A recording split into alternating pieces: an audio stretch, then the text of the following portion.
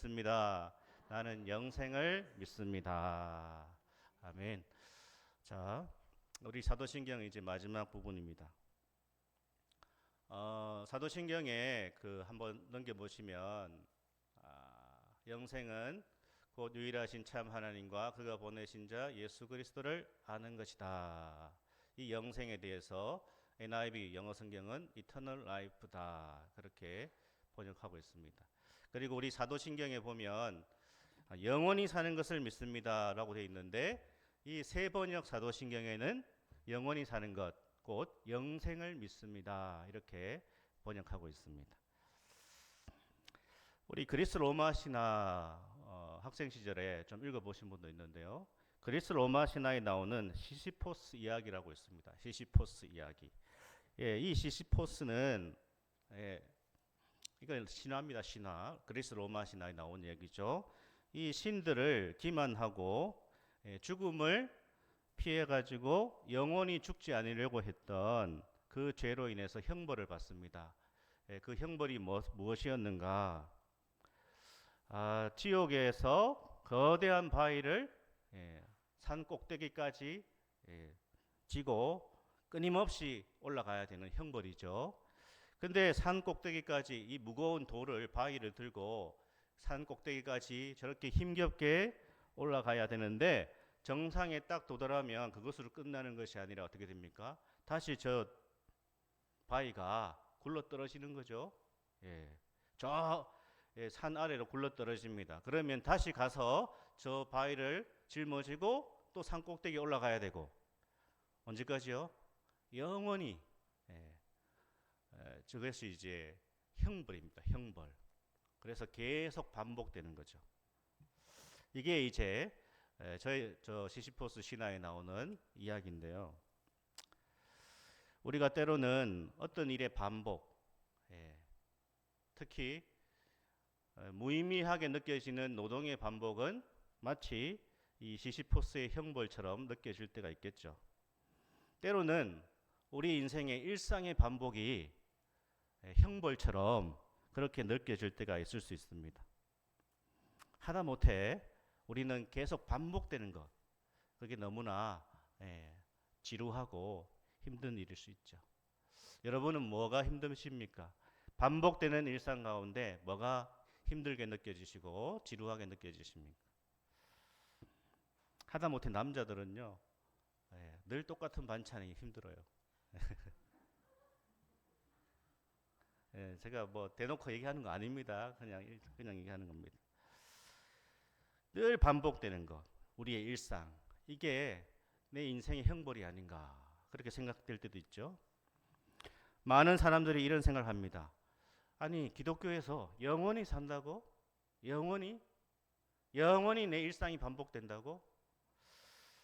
그러면 끝도 없이 지루한 거 아닌가 이렇게 생각하는 사람도 있겠죠. 아니, 지금도 내가 내 인생이 지루해서 죽겠는데 이 지루함이 영원히 반복되나? 그렇게 생각할 수도 있습니다.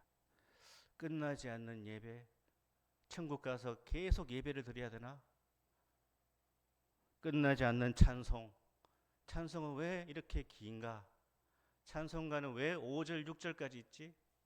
그리고 왜 찬양 인도자는 계속 반복해서 부르나? 끝나지 않는 기도. 아니, 그렇게 기도가 지겨운데 영원히 기도해야 되나? 끝나지 않는 설교.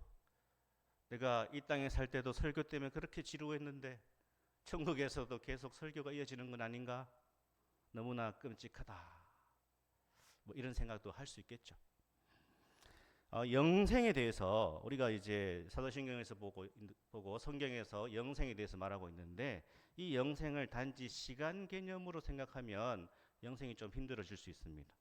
물론 시간 개념으로도 영원히 산다 라는 의미가 있지만 그냥 단순히 영생을 시간으로 생각한다면 영생은 축복이 아니라 저주가 될 수도 있을 것입니다. 지루한 속박처럼 느껴질 수도 있겠죠.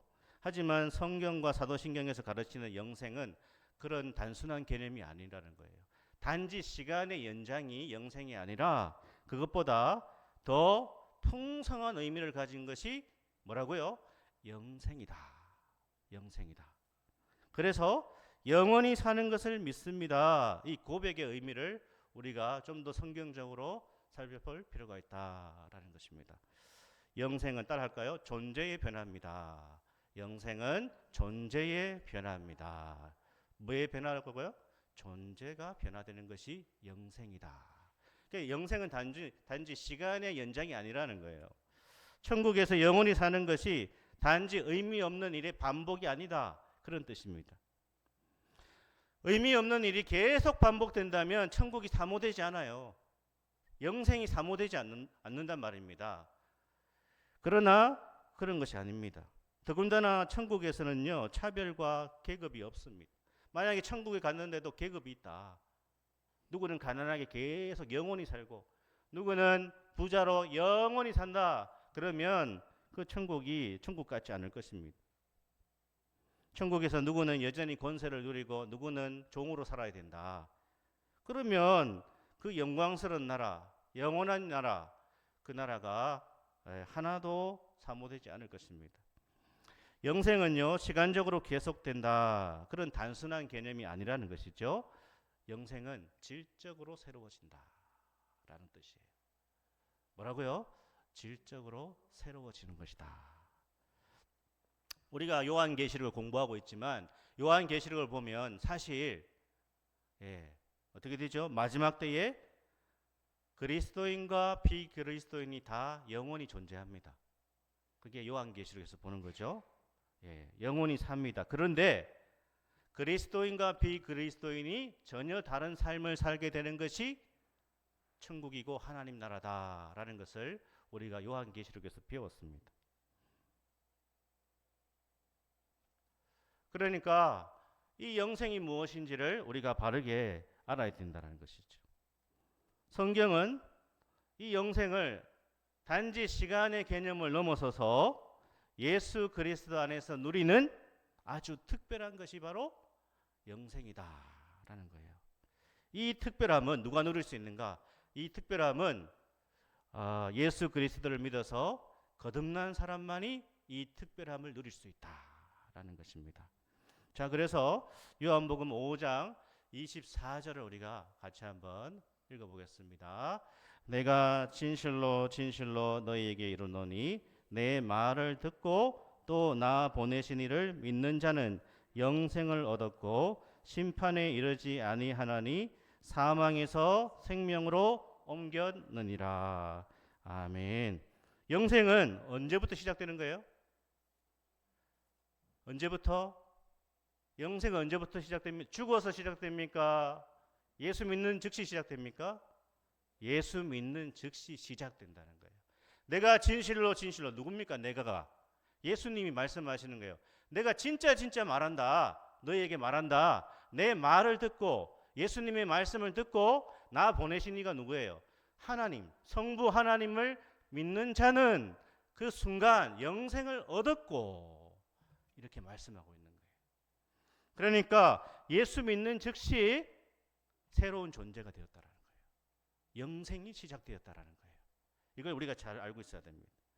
그래서 예수 믿는 즉시 영생이 시작되었는데 그 영생은 이제 예수님과 교제하기 시작하는 것입니다. 예수님과 함께 살아가는 것입니다.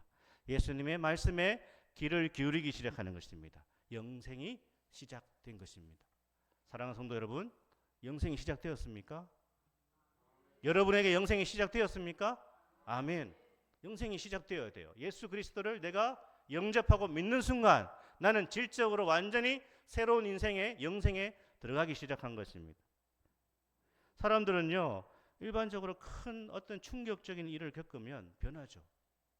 그 인생에서 어떤 큰 충격적인 사건이 일어납니다. 그러면 변합니다.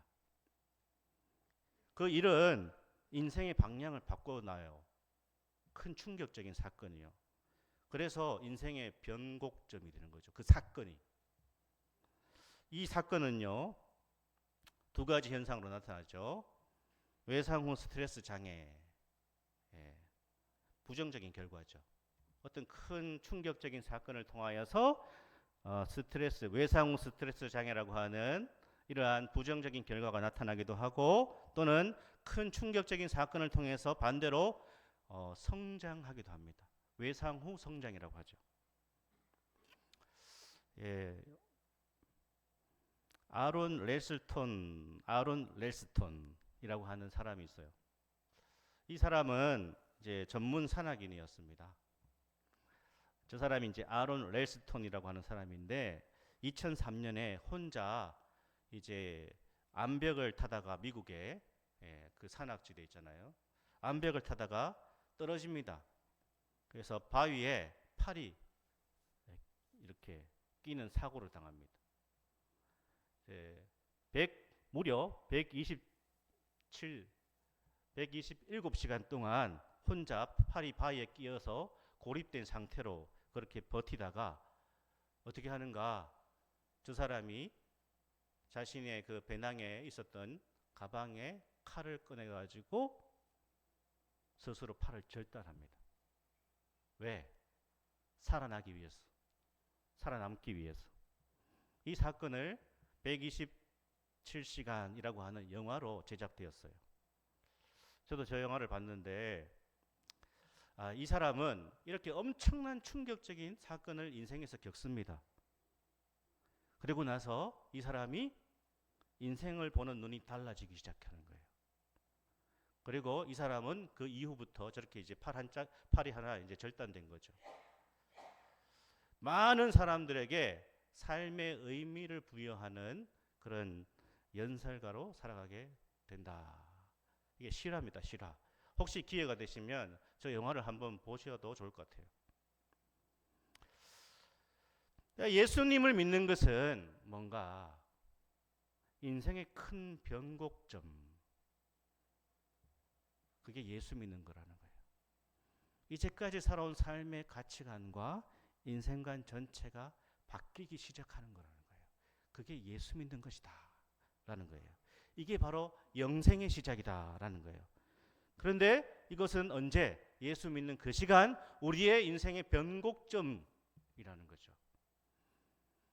이제 우리는 이 땅을 살아갈 때에, 인생을 살아갈 때에 우리의 시선이 땅을 향하는 것이 아니라 하늘을 향하게 되었다라고 성경에서 말씀하고 있습니다. 고린도후서 5장 17절 우리 같이 한번 읽겠습니다. 그런즉 누구든지 그리스도 안에 있으면 새로운 피조물이라. 이전 것은 지나갔으니 보라 새 것이 되었도다. 아멘. 그리스도 안에 있으면 인생의 놀라운 변곡점을 맞이했다는 거예요. 이것은 일생일대 큰 충격적인 사건이 된다는 거예요. 예수 믿는 것은 그냥 종교 선택이 아닙니다. 인생의 가치관이 바뀌는 것입니다. 인생의 세계관이 다 바뀌는 것이 그리스도 예수를 만나는 거예요. 그래서 새로운 존재가 되었다. 너희는 새로운 피조물이 되었다. 이제 새 것이 되었다. 자, 우리 따라해 볼까요? 자꾸 따라하라 해서 뭐 그러실 수도 있는데 영생은 새 것이 되는 것입니다. 영생은 새 것이 되는 거예요. 사랑하는 여러분, 예수 안에서 새 것이 되셨습니까? 새로운 정체성, 새로운 가치관, 새로운 인생관을 예수 안에 가지셨습니까? 스스로에게 물어보시고 답하십시오. 그래서 그리스도 안에서 새로운 피조물이 되어 살아가는 것에 대해서 크리스찬 작가 가운데 필립 얀시라는 사람이 있는데 제가 재미있는 이분의 글을 그러니까 예수 안에서 새로운 존재가 되었다라는 것을 이분이 재미있게 이렇게 표현했어요. 제가 한 부분을 이렇게 읽어드리겠습니다. 눈으로 따라 읽으십시오. 결혼 첫날 밤 신부에게 이렇게 이야기할 신랑이 있을까? 당신을 정말 사랑하오. 신랑이 하는 말이에요. 평생 당신과 함께 살고 싶소. 하지만 몇 가지 짚고 넘어갈 게 있어. 결혼 후 나는 다른 여자들과 얼마나 깊이 사귈 수 있는 거요. 이 남자의 얘기를 잘 들어보세요. 같이 그 여자와 자도 좋소? 키스해도 좋소? 가끔씩 바람을 피워도 괜찮겠지? 당신이 속상할 줄 알지만 배신한 나를 용서할 수 있는 기회가 당신에게 그만큼 많다는 것 아니겠소? 누가 얘기하는 거예요? 남편이 아내한테 지금 이 얘기를 하고 있는 거예요. 이런 바람둥이한테 어울리는 유일한 대답은 뺨을 한 대 올려친 후 그럴 수 없다. 이건 되게 점잖게 말하는 거죠. 뭐라고 하겠습니까? 만약에 신혼 첫날 밤에 남자가 여자한테, 남편이 신랑이 신부한테 이렇게 말한다. 그 뺨을 때리면서 그럴 수 없어 이렇게 얘기하시겠어요? 아니면 뭐라고 하시겠어요? 우리 여성분들, 예? 첫날 밤에 이렇게 말한다. 미친가? 그는 사랑의 기본도 모르는 사람이다. 이 얘기를 필립 얀시가 자기의 책에서 하고 있습니다. 이게 뭔 얘기죠? 무슨 얘기죠? 예수 안에서 우리가 새로운 피조물이 되었다라는 것, 영생을 얻었다라는 것은 이제 세상을 향한 사랑에서 그리스도로 향한 사랑으로 완전히 돌아서는 것이다. 예수님이라고 하는 신랑을 우리가 영원한 나의 신랑으로 맞이했는데 세상이라고 하는, 우상이라고 하는 것을 여전히 어떻게 사랑한다면 이것은 말도 되지 않는 이야기다. 그 얘기를 하는 거예요. 이제 우리가 영생을 얻었다라는 것은 완전히 새로운 존재가 되어서 새로운 피조물이 되어서 예수 그리스도와 영원히 사랑의 관계 속에서 나아가는 것이다. 이제 땅의 것을 추구하는 인생에서 하늘의 것을 추구하는 인생으로 변화된 것이 바로 영생을 얻었다는 의미이고 내가 예수 안에 있다는 의미다라는 것을 이렇게 표현하고 있습니다. 하나님과 교제하면서 하나님의 뜻을 따르며 하나님을, 주님을 기쁘시게 하는 삶을 살아가는 것이 바로 영생이고 그것이 바로 예수 안에 있다라는 것이다 라는 것입니다. 영생은 그래서요, 존재의 변화예요. 우리의 인식의 변화란 말입니다. 우리의 가치관의 변화고 인생관의 변화고 모든 생각의 변화, 이것이 바로 영생이 시작되었다라는 것입니다. 옛 존재에서 새로운 존재가 되었고 이제 내가 저쪽 방향으로 갔는데 완전히 돌아서서 이제 이쪽 방향을 향해서 가는 것이 바로 영생이다 라는 것입니다. 자, 두 번째는요, 영생은 예수 그리스도를 아는 것이다. 우리 한번 따라할까요? 영생은 예수 그리스도를 아는 것입니다. 요한복음 17장 3절에 뭐라고 했습니까? 영생은 곧 유일하신 참 하나님과 그가 보내신 자 예수 그리스도를 아는 것이다 라고 했습니다. 영생은요, 하나님을 아는 것이고 예수님을 아는 것입니다. 이것은 관념적으로 아는 것이 아니에요. 실제 생활 수준에서 아는 것이다, 그런 뜻입니다. 예수님에 대해서 몇 마디 읊어대는 게 아니에요. 예수님을 아는 것은 내 삶 속에 실제적으로 예수님과의 친밀함이 나타나는 거예요. 그래서 예수님께서 요한계시록 3장 20절에서 말씀하시죠. 우리 같이 한번 읽겠습니다. 볼지어다 내가 문 밖에 서서 두드리노니 누구든지 내 음성을 듣고 문을 열면 내가 그에게로 들어가 그와 더불어 먹고 그는 나와 더불어 먹으리라. 아멘. 더불어 주님과 더불어 먹고 마시고 주님과 교제하면서 그분을 인격적으로 알아가는 것이 바로 영생이며 그리스도를 아는 것이다. 부부는 닮는다고 합니다. 부부는 닮는다, 그런 말이 있습니다. 왜 닮는가? 오랜 시간 동안 공유하는 것이 많습니다. 감정을 공유하고요, 생활 습관이 같이 이루어집니다. 식습관을 같이 공유하죠. 그래서 부부가 닮는다고 하죠. 어떻습니까? 진짜 부부가 닮는 것 같습니까? 어떠세요? 좀 대답을 해보세요. 부부 닮는 것 같습니까? 모르겠습니다. 평생을 살아도 안 닮아요. 뭐 이렇게. 또 신체 내에 마이크로바이옴이라고 하는 이 미생물, 미생물까지 공유한다면 누가요? 부부들이, 가족들이 공유한대요. 약간 오전에 좀 그런 얘기일 수도 있는데, 제가 어린 시절에 그 이웃집에 이제 놀러 가가지고 약간 그 조금 그런 얘기인데, 옛날에 그 화장실이요, 푸세식 화장실이었어요. 그런데 제가 어린 시절에 친구 집에 놀러 가가지고 그 집 화장실에 들어가 보니까 우리 집 화장실 냄새하고 좀 다르더라고요. 그 집만의 독특한 냄새가 있더라고요. 왜 그런가 했던, 이제 생각해 보니까 먹는 게 달라가지고. 예, 제가 왜 얘기를 하고 있죠? 그러니까 부부가 닮고 가족이 닮아간다는 것은 유전적인 요소도 있겠지만 사회적이고 심리적인 상호작용 결과다, 그렇게 얘기합니다. 그러니까 부부가 닮아갈 수밖에 없는 것은 같이 생활하니까, 오랜 시간 같이 사니까. 그래서 행복한 부부일수록 이 주름까지도 닮는답니다. 안면 근육까지 닮아간다라는 거예요.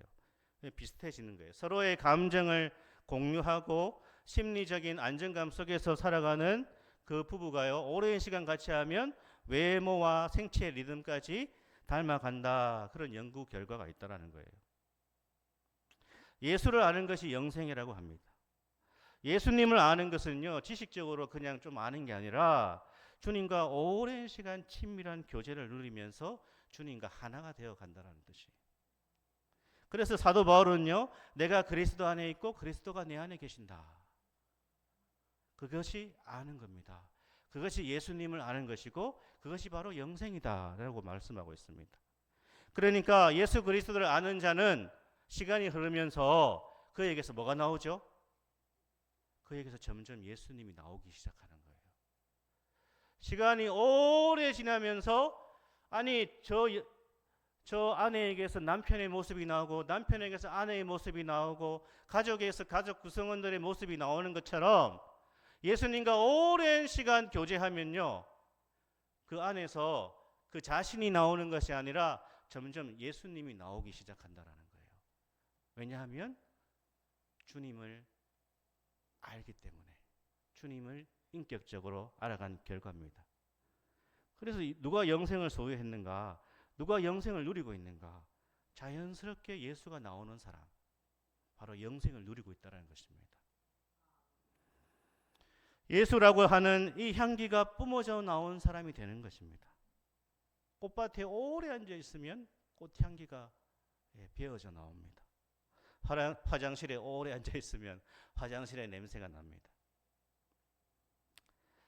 예수님과 우리가 오랜 시간 교제를 하고 예수님이 내 안에, 내가 예수님 안에 살아가는 그러한 삶. 내가 예수님을 믿고 따른다고 하는데 옆에 가보면 무슨 냄새가 나나요? 돈 냄새밖에 안 납니다. 아니 그 사람 오랫동안 예수 믿었다고 하는데 그 사람한테서 맡을 수 있는 냄새가 돈 냄새밖에 없어요. 예수 믿는 거 맞나요? 오랫동안 예수님과 교제한 거 맞나요? 예수님과 하나 된 거 맞나요? 아니 오랫동안 예수님과 함께 하면서 신앙생활을 했는데 그 사람 싸움닭입니다. 싸움닭이라고요. 예수님과 오랫동안 함께한 거 맞습니까? 어딜 가나 싸움닭이에요. 싸움닭 노릇을 한단 말입니다. 예수님과 교제하는 거 맞나요? 교회 열심히 나가는 사람이라면 자연스럽게 그에게서 예수가 나와야 되겠죠. 영생을 누리는 것입니다. 아니 너무 교회는 열심히 나가는데 너무 얍삽합니다. 너무 얍삽해요. 너무 기회주의자입니다. 아니 저 사람 예수 오래 믿었다고 하는데 직장에서 너무 얍삽하고 너무 기회주의자고 너무너무 뺀질하다. 영생을 누리고 있습니까? 그리스도를 아는 게 맞습니까? 우리는 어디를 가든지 아이고 어쩐지 저 사람 교회 다닌 것 같았어. 어쩐지 저 사람 예수 믿는 것 같았어. 그런 소리를 들을 수 있기를 축복합니다. 아멘. 뭐 일 잘하는 사람, 저 사람 정말 일 잘해. 직장에서 정말 일 똑부러지게 하는 사람, 아이고 똑똑한 사람이야. 그 소리 듣는 것도 좋겠지만요, 정말 우리가 들어야 될 소리 뭘까요? 아 정말 예수 믿는 것 같다. 예수 향기 나는 사람 같다. 이런 소리 들을 수 있기를 축복합니다. 저도 그렇습니다. 제가 이제 목회를 하면서 시간이 지나니까 아이고 진리를 위해 목사 뭐 공부 좀 했다더라, 뭐 책 많이 읽는다더라, 뭐 똑똑하다. 그래서 뭐 별로 안 들었지만요, 그런 소리 많이 듣는 것보다 진리를 위해 담임 목사 참 좋은 목회자다, 이런 소리 듣는 것이 저의 목표가 목표가 되어야 되지 않겠나 싶습니다. 정말 진짜 예수쟁이다. 이 비하하는 말이 아니고요. 저 사람 진짜 뭐 맨날 예수 믿으라고 떠들지 않아도 아니 같이 지내보니까 어쩐지 교회 다니는 것 같았어요. 어쩐지 예수님 믿는 것 같았어요. 이런 것, 이게 가장 우리의 정말 목표가 되어야 되지 않을까. 아이고 저런 게 목사라고, 예? 저런 게 목사라고, 예? 저런 게 뭐 교회 권사라고, 뭐 오해하는 소리일 수도 있을 수 있지만 그렇게 되어서는 안 될 것입니다. 진짜 우리가 예수님을 제대로 알면요, 변화된다, 바뀌게 된다. 정말 제대로 믿으면요, 변화되게 되어 있습니다. 이러한 은혜가 있기를 축복합니다. 아멘. 정말 예수님을 알아서 영생은 하나님과 그의 보내신 자 예수 그리스도를 아는 것이다. 정말 우리가 주님을 알면요, 안 변할 수가 없는 거예요. 안 바뀔 수가 없는 거예요. 그런 은혜가 있기를 축복합니다. 아멘. 자, 마지막은요, 영생은 지금부터다. 한번 따라할까요? 영생은 지금부터다. 영생 언제부터라고요? 지금부터다. 어떤 형제는요, 모태 신앙이었습니다. 교회를 오래 다녔습니다. 어릴 때부터. 대학 시절까지 열심히 교회에서 활동을 했습니다. 그리고 지금은 직장을 다닙니다. 그런데 이제는 하나님과 전혀 관계없는 삶을 살고 있습니다. 관심은 오직 돈, 명예, 승진, 권력, 좋은 차, 좋은 집, 휴가, 오락, 스포츠, 거기에만 관심이 있습니다. 물론 이런 것이 다 나쁜 것은 아니겠죠. 그런데 이 청년의 관심사는요, 이것들밖에 없어요. 이것들 외에는 아무것도 없습니다. 이 청년은 시간이 없어서 기도는 안 합니다. 성경 읽기는 안 합니다. 시간이 없다고 합니다. 왜냐? 자기가 지금 추구하는 게 있기 때문에. 주말에는 그냥 쉬고 싶습니다. 그래서 예배만 드리고 갑니다. 다른 청년들과 교제하고 싶은 생각이 없습니다. 그냥 주일 예배는 지루할 뿐입니다. 하나님과 교제도 없고 하나님 말씀에도 관심이 없고 또 당연히 그 말씀에 순종할 생각은 없습니다. 이 청년에게는 영생이 필요할까요? 이 청년에게는 천국이 필요하겠습니까? 이 청년은 천국이 없습니다. 천국에 가봐야, 영생을 얻어봐야 내가 싫어하는 것만 있습니다. 그러니까 영생이 필요 없고요, 천국도 필요 없습니다. 사랑하는 여러분, 이 영생의 기쁨과 천국의 기쁨은 죽고 나서 시작되는 것이 아니라 지금 여기서부터 시작되는 것입니다.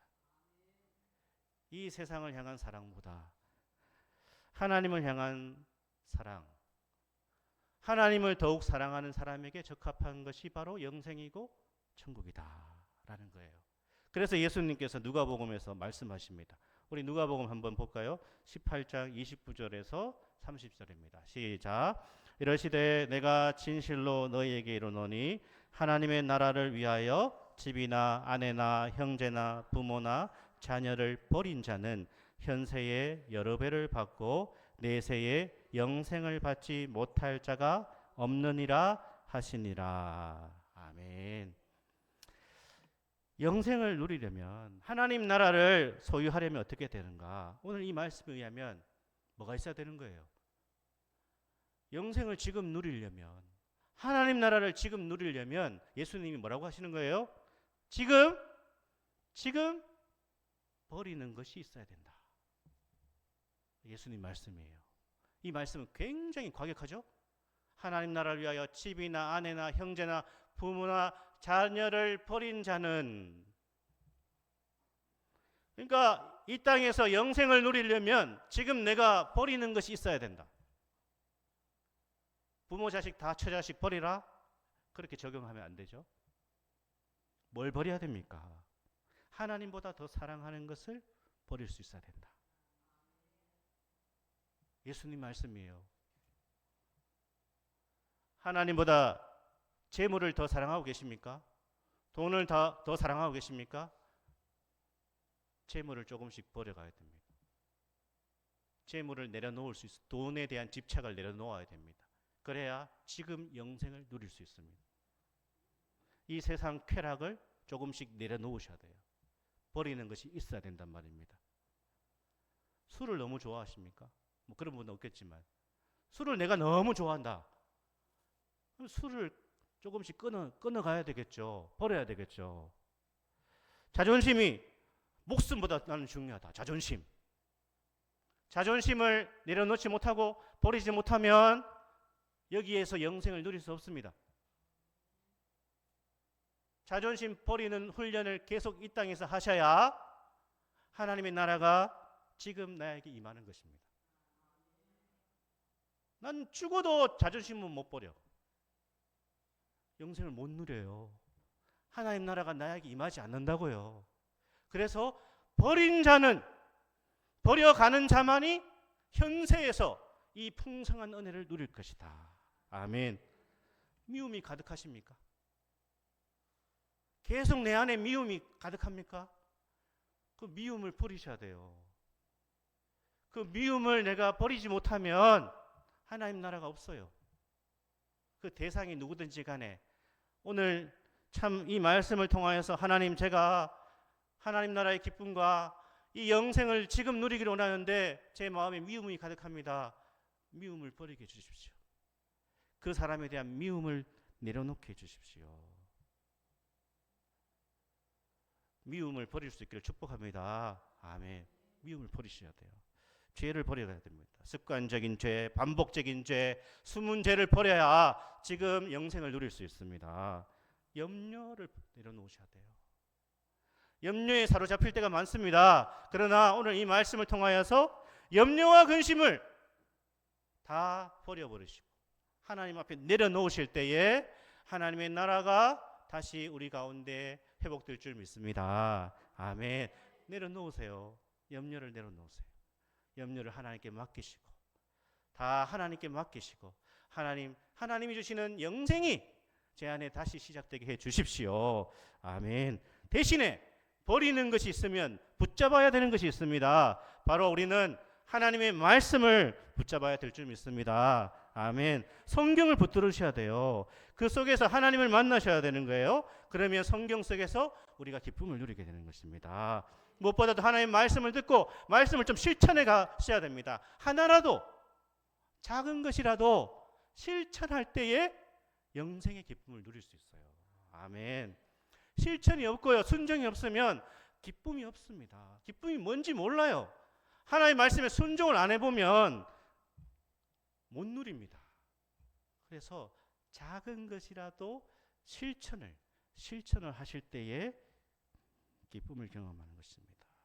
기도를 붙드셔야 돼요. 기도 왜 하는 거죠? 기도는 하나님과 교제하기 위해서 하는 것입니다. 아니, 자식들은요, 어린 때 왜 부모를 찾습니까? 자기한테 필요한 게 있으니까 찾죠. 좀 커가지고 아들, 딸들이 왜 엄마, 아빠한테 전화합니까? 아버지한테 왜 전화합니까? 아니, 우리 생각을 해보세요. 청년 시절에 아들이, 딸이 전화가 왔습니다. 아빠한테.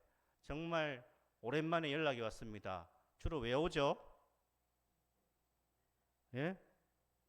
엄마, 아버지 걱정해서 전화 옵니까? 주로 뭐가 필요합니까? 돈이 필요해서. 용돈 때문에 연락합니다. 그래도 부모는 그렇게라도 다가오는 자식이 좋죠. 그렇게라도 한번 찾아오는 자식과 대화하고 싶고 그 자식과 이야기하고 싶은 것이 부모 마음입니다. 우리는 어떤가요? 우리는 정말 필요한 것이 있을 때만 하나님 찾지 않습니까? 필요한 것이 있을 때만 하나님께 기도하지 않습니까? 그러나 우리는 그러한 기도 습관을 넘어서야 된다는 거예요. 하나님과의 교제가 즐겁고 하나님께 구하는 것 이상으로 하나님을 사모하고 갈망하고 그분이 주시는 위로와 평안, 그분 안에 있는 것, 그 기도 속에서 주님이 주시는 은혜들을 누리는 이것이 기도의 가장 궁극적인 목적이다. 우리가 아까 예배 전에 찬양했지 않습니까? 내 기도하는 그 시간, 그때가 가장 귀하다. 이 세상 근심 걱정에 얽매인 나를 부르사 내 진정 소원 주 앞에 낱낱이 발을 아뢰어 큰 불행 당했을 때 나 위로받게 하시네. 아멘. 사랑하는 여러분, 버리는 것은 버리고요. 붙잡아야 될 것은 계속 붙잡아야 됩니다. 때로는 정말 새벽에 나오셔서 조용히 묵상하시고 기도하는 시간을 가져보시기 바랍니다. 너무나 좋은 거예요.